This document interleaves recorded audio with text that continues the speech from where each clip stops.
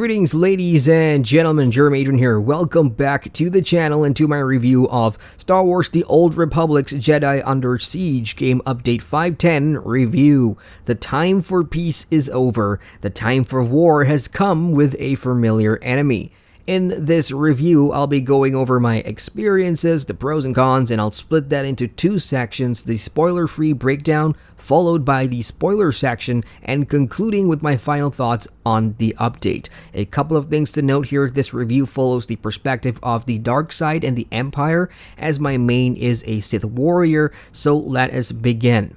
Jedi Under Siege, as most of you know, adds the new Ossus planet to the game, and it is there that players as commanders of the Alliance will continue their SWTOR stories, in addition to checking out some new content planet-side. Familiar names and characters are to be expected in this one for the story, and while you may already know which companions are returning, there are non-companion character cameos as well that I'll talk about more in the spoiler section. How does it all start? Your Alliance advisors believe it's time to put the past behind you and start picking a side for the perceived upcoming war, as tensions now rise between the Republic and the Empire. Players will get the first important choice here. Pick a side and roll with it. Characters and stories will be different, obviously, depending on who you ally with. I went with the Empire, as I've always done for my main character, being the former Emperor's Wrath and Slayer. So from the Sith perspective, the Empire needs aid on the ancient Jedi planet of Ossus, as the Republic already has a foothold in the area and have begun colonizing parts of the planet to make it hospitable. And there's also an ancient Jedi temple to investigate too, which could yield important things for the Empire. The first few story missions introduces characters both new and old.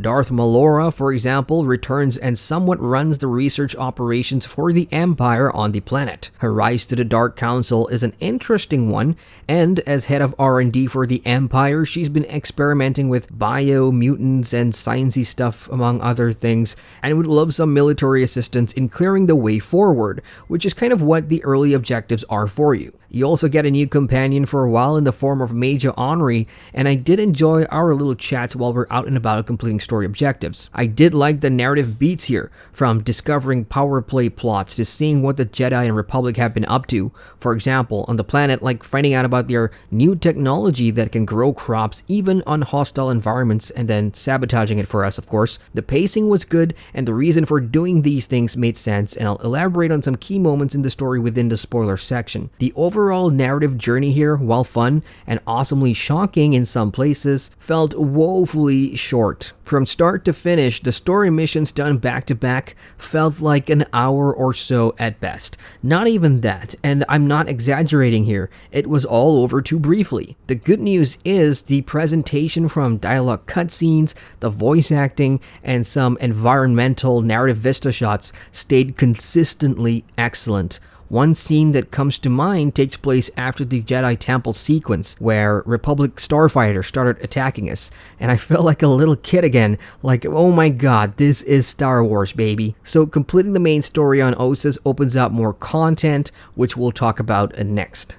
Ossus is a huge and welcome change of scenery from the past few worlds we've been on. It does feel like the SWTOR of old, and there are multiple branching map areas with large open spaces that does have content on them. Besides coming across a ton of enemy droids in the map, the native species here are bug people called the Geonosians, which unfortunately doesn't get explored much in the story. As for the content itself, finishing the main story opens up a good chunk of daily quests that players can pick up from the task board back in base or by visiting forward camps on the map. The quests are a mixture of kill and fetch, with some mechanics thrown in like scanning objects, most of which has been foreshadowed, meaning you've already done them in the story missions prior. You definitely want to pick them up and do them, in addition to the weekly quests for daily completion as well, since they are a good source of the new Ossus planet reputation, currency, and command points for ranks. Heroics are also available, which should make you players happy,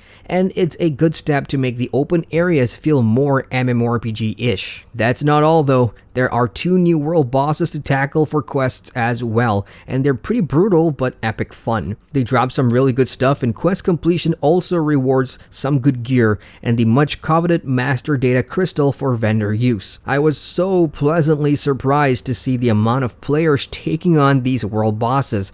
And do forgive the footage that you're watching here. My FPS tanked so hard because I guess even the game couldn't believe or remember what it was like to have so many players out on the landscape taking on a world boss. Jests aside, this is a great addition for Osis, but the bad news is that they're buggy at the moment. I have taken part in 2 world boss kills now for the quests, Flesh and Steel and the weekly one, but the progress wasn't counted. So I'm sort of stuck here until that gets fixed, and I'm not the only one who has this issue. Bugs aside, other form of content is available for players that want to do a bit of exploration, as Osis does have new lore objects and datacrons to hunt. From a landscape and mob difficulty perspective, combat here feels slightly more challenging than on previous level 70 maps, but it is doable comfortably with a healer companion as always. Gear, as long as you're in the 230 plus region or above, should make most of the content on Osis a breeze, even for soloing some champion mobs for dailies. The duo and 4-man heroics are where you'll really feel the gear pinch though, so it's nice to see that map chat right now is active with lots of folks pugging groups all the time. I'd say update 5.10's planet-side content is decent, but I would have loved to see more things on it to fill the vast empty spaces around. The lack of any substantial side quests that SWTOR used to do previously, I feel is a missed opportunity. Having 1 or 2 soldiers offer you some short dialogue quests to investigate more about the local species, or other side narratives goes a long way to giving questing on Osis more flavor, as opposed to just doing the monotonous daily quests. Let's move on to character progression here with the new update. I've got a separate video out that have already covered what players will be working on to improve their characters, so I'll touch on some briefly here. There's new planet reputation to grind for, and rep tokens come from quite a few sources like the story missions and dailies, so stick to it if you want to get some of the good stuff from the rep vendors. Most of them I've seen so far have housing decor for sale, if that's your jam, and completing content on Osis also rewards you with the Relics of Osis currency, and that is the currency alongside credits that you'll need to grab the new vendor items assuming you have the rep. The better map currency is the Masterwork Data Crystals, which comes from the weekly World Boss Kill quests, and these are used to get endgame gear. And alternatively, you can also craft the gear or run the operation for the BIS stuff. And with that, we are moving into the spoiler section, you guys. This is your 10-second warning. If you don't want to know what happens on the Empire side of Osis in the story, come back later or skip ahead to my final thoughts. I'll leave a timestamp in the description box below for your convenience. Consider yourselves warned.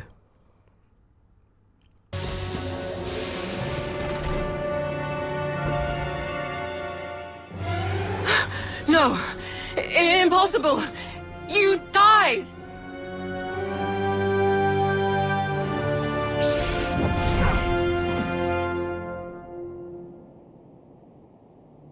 I am Darth Malgus.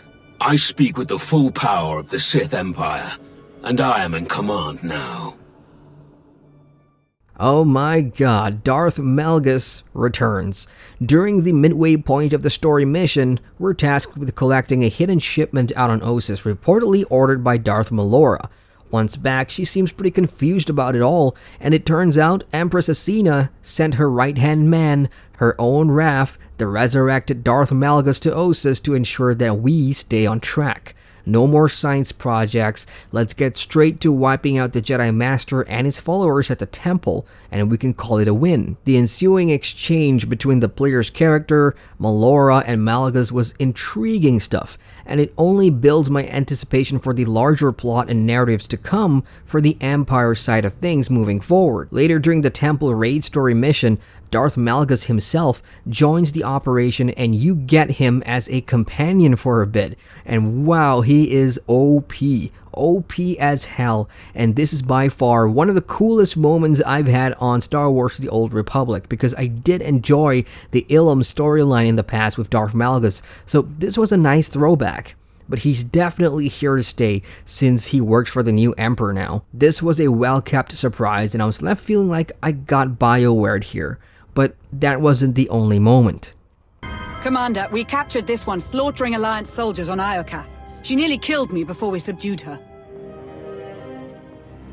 Hello, Master. You still don't understand. You abandoned me! I loved you and you let me believe you were dead. The empire we wanted to create together. You built it without me. And the worst part is, I still love you. Even after you cast me aside. I guess I'm weaker than I thought.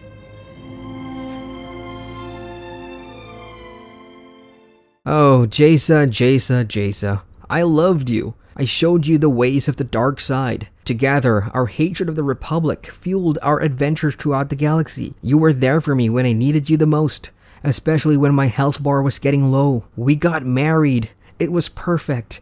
And then Ziost and Zakul happened. I disappeared, you disappeared, for years, and I'm writing to you in my head because I needed to say the words before I give my heart to another. Damn it, BioWare. I knew Jaisa was coming back, but you actually let me continue my romance with her after all these years? That put me in a really tight spot because in the last 2 years, to fill that romance void, I had Lana Beniko, who I've come to care for even if her personality is stiff. She has saved my ass more times than I can remember and is somebody I can rely on more than Theron Shan. Sorry ladies. I must have stared at the dialogue options here for a few minutes because it was really tough. Do I continue my romance with Jaisa and break up with Lana? I may never get another chance to reconcile and bring back the good times with Jaisa. So in the end, I had too much history with Jaisa and continued our ship. And that was such a tough call to make because only last week at the end of the traitor storyline, I did this. You need to ask me properly.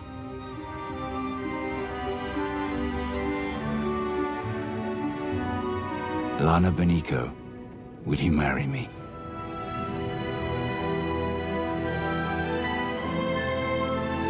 Of course I will, you ridiculous fool.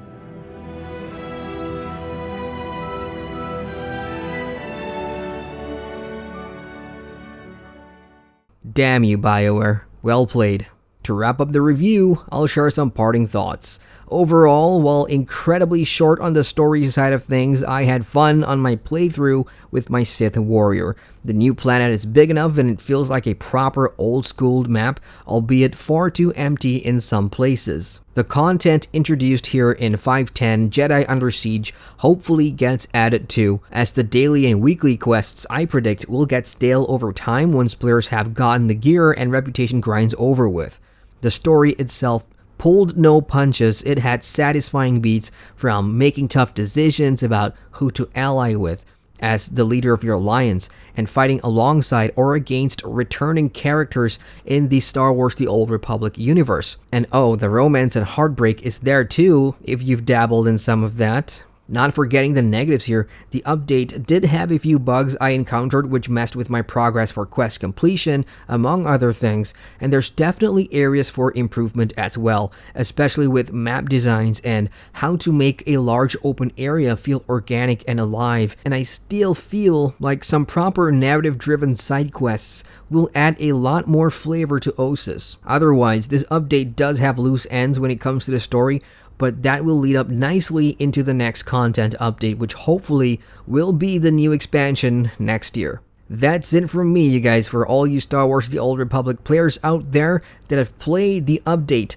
feel free to share your thoughts and opinions about 5.10 Jedi Under Siege in the comments section below. Did you like it or not? Hit the like button for more MMO reviews and feel free to subscribe to the channel for more MMO content. Once again, I'm Adrian, and I thank you for watching. May the Force be with you. What up? You've reached the end screen. Thank you very much for watching that video. And if you want to watch more, you can click on the cards at the bottom here. Any one of them would do. And if you like what you see, feel free to subscribe to the channel by clicking the big round button somewhere down there. You'll see it.